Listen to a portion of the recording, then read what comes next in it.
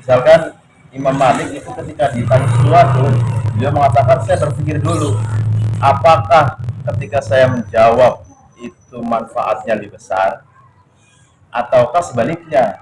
Maka ketika manfaatnya tidak ada atau bahkan yang ada adalah mudarat, beliau tidak menjawab. Tidak, perkataan mereka itu seolah-olah pelin-pelan, di satu sisi menjawab A, sisi lain menjawab B, karena satu kondisi. Misalkan Ibnu Abbas pernah ditanya tentang hukum pembunuhan, apakah orang yang membunuh itu masih ada obatnya, masih bisa taubat.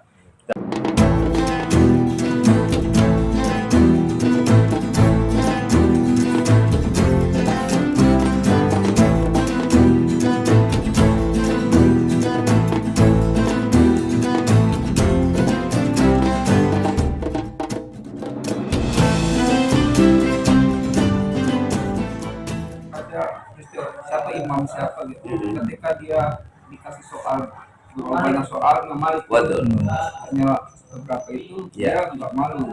Nah, iya, hal itu karena menyangkut hukum fatwa. 39 pertanyaan ya, 40 ya, kurang satu. Ya. 40 pertanyaan. Coba sedikit terangkan. Jadi ada Imam Malik gitu ya, Imam Malik yang ditanya, ada orang-orang bertanya, ada 40 orang dan hanya 4 yang dijawab, selebihnya tidak bisa dijawab. Dan Imam Malik mengatakan la adri kebanyakan, sampai la adri. Tapi dari la adri itu bisa mendatangkan pengetahuan terbaru. Ternyata kalaupun kita tidak tahu sesuatu, jangan asal jawab aja kalau tidak ada pengetahuan di kita, cari dulu gitu ya. Sedangkan dalam kitab Ihya itu dibilang ilmu itu ada 3 ternyata. Ilmu itu yang pertama itu adalah Al-Quranul Karim, yang kedua As-Sunnah, yang ketiga la adri. Ternyata Ustaz Adri ya. la adri itu juga ilmu ternyata. Jadi Ya, terutama apabila pertanyaannya berkaitan dengan hukum yang harus ditetapkan, maka tidaklah mudah-mudah untuk menjawabnya atau memutuskan tanpa pertimbangan kajian yang mendalam dan pasti. Jadi dalam hal ini Al-Imamul Malik, walaupun dari 40 pertanyaan hanya 4 yang mau dijawab, tidak menjatuhkan keilmuan, kewibawaan, seterusnya Imam Malik. Tetap jamaahnya hari berikutnya datang lagi gitu loh, gitu kan. Kan kalau kita sih kalau ditanya nggak bisa, udahlah besok nggak usah datang lagi kan gitu ya.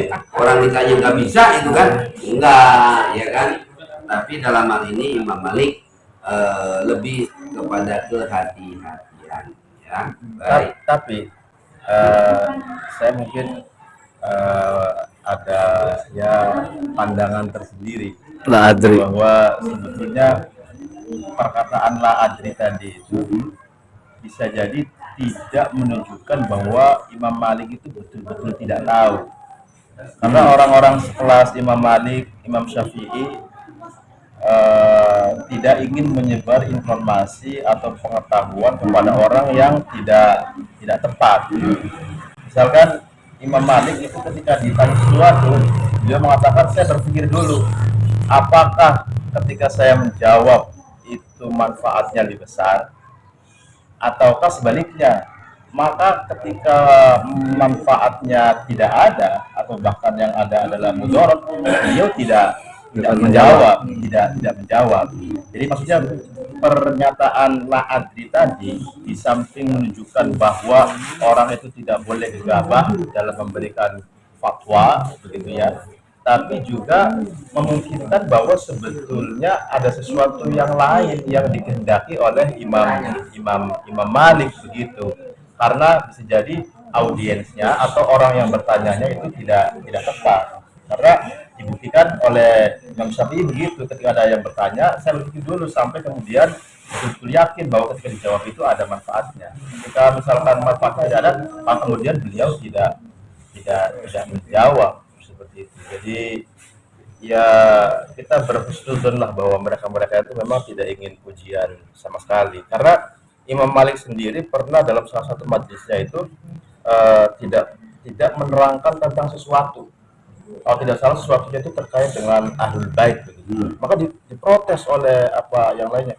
Imam, kenapa engkau tidak menjelaskan masalah ini? Apa engkau tidak tahu? Bla bla bla bla begitu ya. Jawab beliau, bukan saya tidak tahu, saya tidak menjelaskan, tidak menjawab karena saya tidak ingin ada masalah yang terjadi setelah ini. Dan itulah apa yang dicontohkan sebetulnya oleh para sahabat, sehingga terkadang apa perkataan mereka itu seolah-olah pelin-pelan, di satu sisi menjawab A, di sisi lain menjawab B, karena satu kondisi. Misalkan Ibnu Abbas pernah ditanya tentang hukum pembunuhan, apakah orang yang membunuh itu masih ada obatnya, masih bisa taubat? Dalam satu majelis mengatakan ya bisa, karena yang selain syirik bisa diampuni. Tapi kemudian dalam majelis yang lain, maksudnya bahkan dalam majelis yang sama, belum berselang berapa waktu, ada lagi yang bertanya begitu, jawabnya nggak ada obatnya, nggak diampuni. Kan bingung yang lainnya. Ibnu Abbas, Anda itu nggak konsisten. Tadi bilang iya, sekarang bilang tidak. Ternyata melihat pada siapa yang bertanya. Kata Ibnu Abbas, coba ikuti orang itu. Ternyata ketika dia bertanya apakah orang yang membunuh itu masih bisa bertaubat, dia berniat ingin membunuh seseorang begitu. Kalau misalkan Ibnu Abbas mengatakan bahwa membunuh itu masih ada kesempatan untuk bertaubat, maka dia akan melakukan pembunuhan begitu. Jadi Hati-hati kondisi penanya juga menjadi perhatian para ulama, sehingga katalah adri itu tidak berarti bahwa Itulah alim hakiki, seorang alim yang sejati itu seperti itu, melihat tidak hanya yang lahir tapi juga apa yang tersembunyi.